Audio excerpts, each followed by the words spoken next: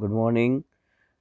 कल हम लोगों ने शांति शिक्षा की वर्तमान आवश्यकता में आदर्शवादी मूल्यों के विकास के लिए, नैतिक व्यवहार विकास के लिए, चारित्रिक विकास, हमने ये जीवन कौशल तक पढ़ा था। आज हम लोग आगे पढ़ेंगे कि पहला है शांति शिक्षा में भारतीय जीवन मूल्य, शांति कौशल, शांति अभिवृत्तियाँ, Indian life values in peace education, peace skill, peace attitude.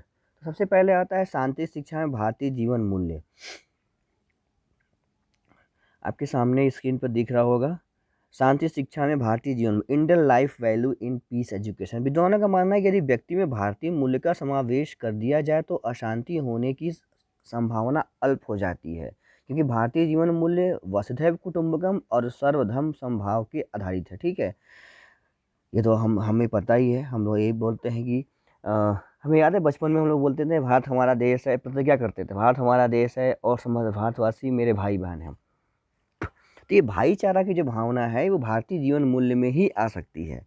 ठीक है, इसमें क्या क्या देना है? निम्न सामाजिक शांति के लिए हम निम्न रूप में किया जा सकता है आदर्शवादी मूल्यों की शिक्षा। जब हम बच्चों को शिक्षा देते हैं तो सबसे पहले हमें किन किन चीज़ों का शिक्षा देना चाहिए, तो उसमें हमने देखते हैं भारतीय जीवन मूल्य में पहला दिया जाता है एजुकेशन ऑफ आइडियलिस्ट वैल्यूज। हम आदर्शवाद की बात करते हैं, जैसे सुबह उठ के रखना था माता पिता गुरु नाम ही माथा। सुबह उठना चाहिए, माता पिता का पैर छूना चाहिए, गुरु को प्रणाम नमस्कार करना चाहिए, धरती को सबको धन्यवाद करना चाहिए। आदर्श की बात करते हैं। मानवता की शिक्षा, एजुकेशन ऑफ ह्यूमैनिटी, जीवों पर दया करो, अब हमेशा बचपन से सुनते आए हैं। नैतिकता की शिक्षा, एजुकेशन ऑफ मॉरलिटी, नैतिक शिक्षा की किताबें ही चलती हैं हमारे यहाँ। प्रकृति प्रेम की शिक्षा, एजुकेशन ऑफ नेचर लव, पेड़ लगाओ, वातावरण की सुरक्षा करो, जल संरक्षण करो। ये सब चीज़ें जो हैं भारतीय मूल्य में ही हो सकती हैं। अगला है भारतीय संस्कृति की वैश्विक स्तर पर स्थापना, establishment of Indian culture eight global level. आप देखिए ग्लोबल लेवल पर, विश्व स्तर पे, हमने वैश्विक स्तर पे या विश्व स्तर पे हम भारतीय संस्कृति को ले जाने का प्रयास करते रहते हैं। पशु प्रेम की शिक्षा। अच्छा, पशु प्रेम की शिक्षा, जब हम पर्यावरण की बात करेंगे, प्रकृति प्रेम की बात करेंगे, तो निश्चित रूप से हम पशु प्रेम की शिक्षा, पशु प्रेम की तरफ भी जाएंगे।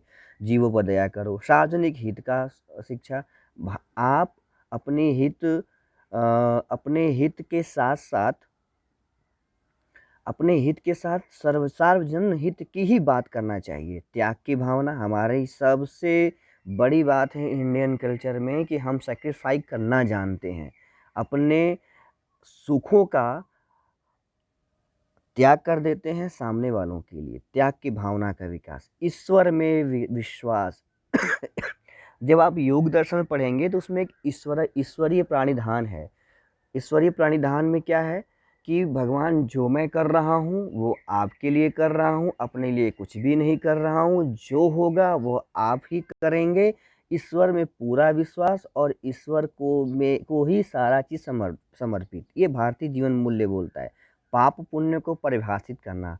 अगला जो है डिफाइन द पाप पुण्य को डिफाइन करने का मतलब है कि भारतीय जीवन मूल्य में आप हमेशा देखते होंगे कि चाहे वो डर से चाहे भय से, भगवान देख रहा है, भगवान देख रहा है। जब भगवान देख रहा है तो हम हमेशा ऐसे ही काम करते हैं जो कि पाप न हो, जिसका हमें उसका रिपे न करना पड़े। इसलिए हमें पाप पुण्य की शिक्षा पुण्य को परिभाषित करना मतलब हमें अच्छे काम करना चाहिए। ये जितने भी मूल्य हैं, आदर्शवादी मूल्य, मानवता, नैतिकता, प्रकृति प्रेम, भारतीय संस्कृति, पशु प्रेम, सार्वजनिक हित की शिक्षा, त्याग की भावना, ईश्वर में विश्वास, पाप पुण्य, ये सभी भारतीय जीवन मूल्य ही हैं जो शांति शिक्षा दिलाते हैं। ठीक है, आपने स्क्रीनशॉट ले लिया, हम आगे बढ़ते हैं। दूसरी तरफ आते हैं, शांति जीवन मूल्य हो गया, हम बात करेंगे पीस स्किल, शांति कौशल का। पहले जान ले शांति कौशल है क्या। शांति कौशल का आशय उन कौशलों से है जिन्हें सॉरी जिन्हें सार्वभौमिक रूप से स्वीकार किया जाता है। खैर, आप पढ़ लीजिएगा आगे है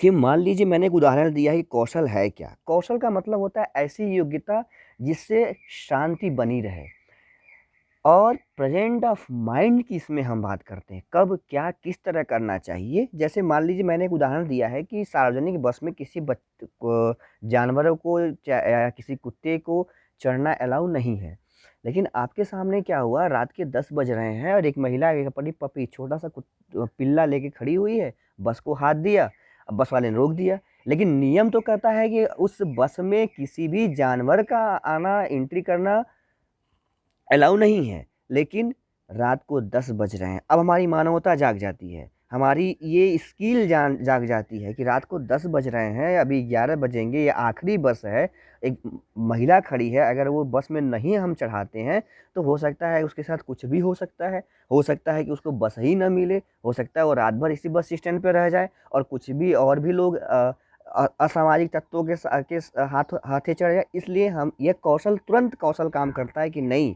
तब वो परिचालक भी, वो कंडक्टर भी और अन्य लोग भी कहते हैं नहीं ठीक है आने दो। तो ये कौशल जो है वो शांति कौशल का प्रतीक है। अब शांति कौशल की विशेषताएं क्या क्या होती हैं आपके सामने मैं रखता हूँ, आप देख लीजिए, ये आपके सामने है शांति कौशल की विशेषताएं। कैरेक्टरिस्टिक्स ऑफ पीस एजुकेशन: उचित प्रक्रिया, प्रॉपर प्रोसेस, वैधता का समावेश, इंक्लूजन ऑफ वैलिडिटी, विश्वसनीयता, समन्वय, अनुभव का समावेश, विश्लेषण का एवं संश्लेषण, तार्किक चिंतन। अब थोड़ा थोड़ा इनके बारे में हम बात कर लें। उचित प्रक्रिया, जो शांति कौशल है वो हमें यह बतलाता है कि हमें कब और किस तरह से उचित प्रक्रिया करनी चाहिए। ऐसा नहीं, जैसे बस का मैंने उदाहरण दिया ना, उसमें था कि ठीक है अलाउ नहीं है, लेकिन इस समय ज़रूरत है कि उस महिला को अंदर बैठा लिया जाए, तो उचित प्रक्रिया हो गया। दूसरा, वैधता का समावेश।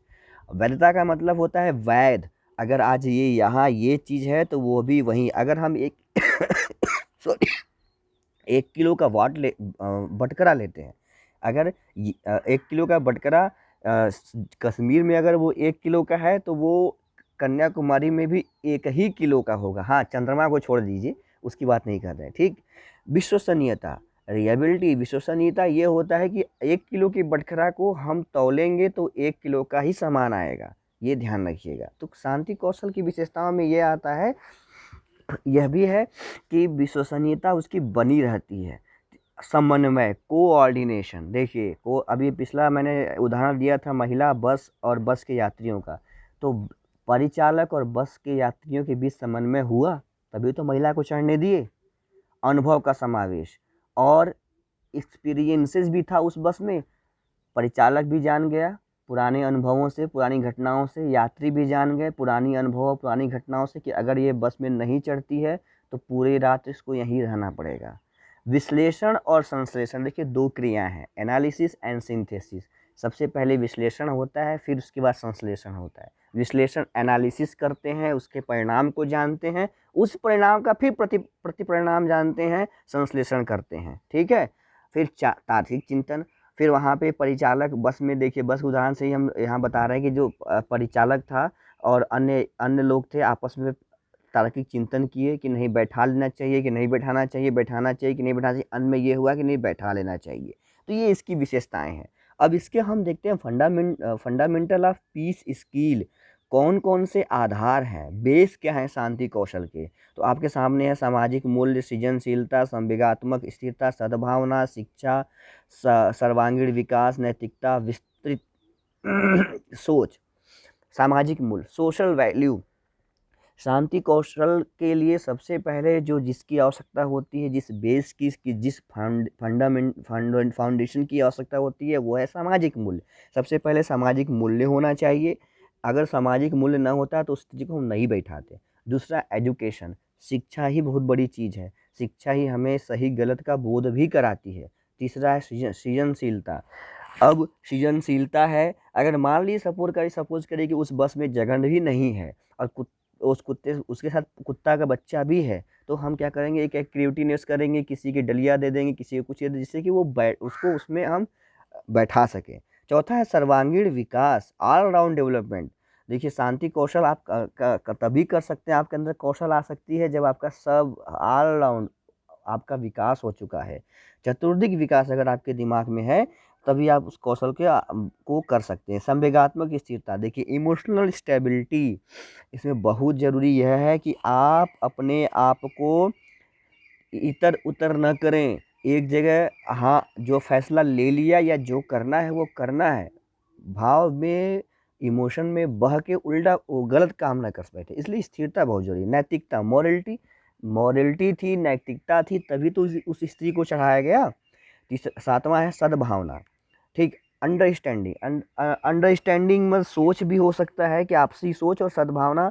और सद्भावना सबसे बड़ी बात है कि अगर शांति को स्थापित करना है तो सद्भावना या अंडरस्टैंडिंग होनी बहुत ज़रूरी है। अब ब्रॉड थिंकिंग और बड़ा सोच होना, संकुचित या नैरो माइंड होना नहीं ज़रूरी है। तो मेरे ख्याल से आप लोगों ने यहाँ तक 2 टॉपिक पढ़ लिया, दोनों टॉपिक का स्क्रीनशॉट ले लिया। अब अगले वीडियो में आगे का पढ़ेंगे। घर में रहिए, सुरक्षित रहिए, नोट्स बनाते रहिए, ठीक है? धन्यवाद।